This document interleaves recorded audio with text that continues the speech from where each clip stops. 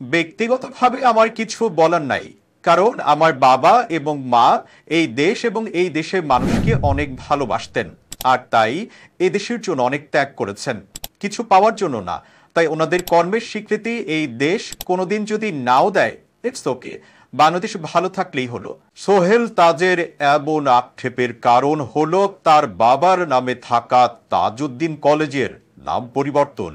দেশের ৩৭ জেলার ৬৮টি সরকারি কলেজের নাম পরিবর্তন করে বুধবার প্রজ্ঞাপন জারি করে শিক্ষা মন্ত্রণালয়ের মাধ্যমিক ও উচ্চশিক্ষা বিভাগ, যার মধ্যে রয়েছে গাজীপুরের কাপাসিয়ায় অবস্থিত সরকারি শহীদ তাজউদ্দিন আহমেদ ডিগ্রি কলেজের নাম।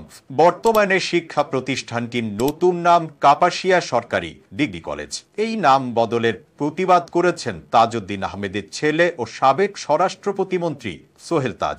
বৃহস্পতিবার সামাজিক যোগাযোগ মাধ্যম ফেসবুকে দেওয়া এক স্ট্যাটাসে নাম পরিবর্তনের কারণে কলেজটির মর্মাহত প্রাক্তন একজন ছাত্রের অনুভূতিও তুলে ধরেন তিনি। প্রাক্তন সেই ছাত্র শুরুতেই তাজউদ্দিন আহমেদের একটি উক্তি কোট করে লিখেন, বুঝে যাক আমার নাম, তবু বেঁচে থাকুক বাংলাদেশ, তাজউদ্দিন আহমেদ। এরপরেই তিনি লিখেন, শহীদ বঙ্গতাজ তাজউদ্দিন আহমেদ আমাদের কাপাসিয়ার গর্ব ও অহংকারের নাম।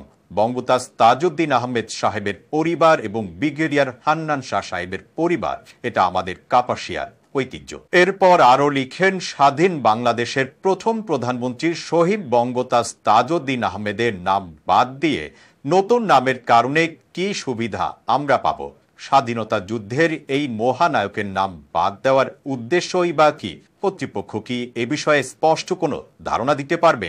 এরপরে সেই ছাত্র লিখেন, সারা দেশে যখন শেখ মুজিবুর রহমানের মোরাল ভাঙা হচ্ছিল, তখন তাজউদ্দিন আহমেদ চত্বরে ওনার মোরালে মালা পরিয়েছিল ছাত্র জনতা। বিগত ৫৪ বছরের নাম নিয়ে কোনো অপরাজনীতির ইতিহাস নেই কাপাসিয়ায়, কেবল চোখে পড়ছে এরা কারা, কি স্বার্থ তাদের। এতক্ষণ তাজ আকবরের সাথে থাকার জন্য ধন্যবাদ। ফেসবুকে আমাদের পেজটি ফলো করে আমাদের সাথেই থাকুন, আর আপনি যদি ইউটিউব থেকে দেখে থাকেন, তাজ আকবরের চ্যানেলটি সাবস্ক্রাইব করার অনুরোধ রইল। আর আপনি কোথা থেকে দেখছেন আমাদের ভিডিও, সেটি কমেন্টে জানাতে ভুলবেন না।